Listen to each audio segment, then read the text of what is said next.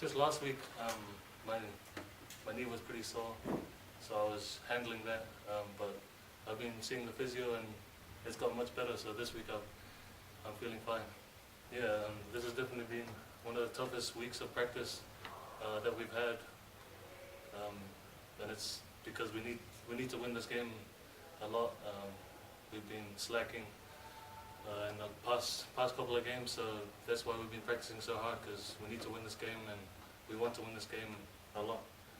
And not having a very good year, but a dangerous team, so we can't take them lightly, and we need to get our form back, because we haven't been playing well, so we need this win a lot.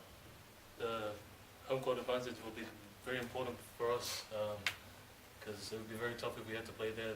They got a great crowd, so we need our crowd to come out and support us on Sunday to help us out to win this game.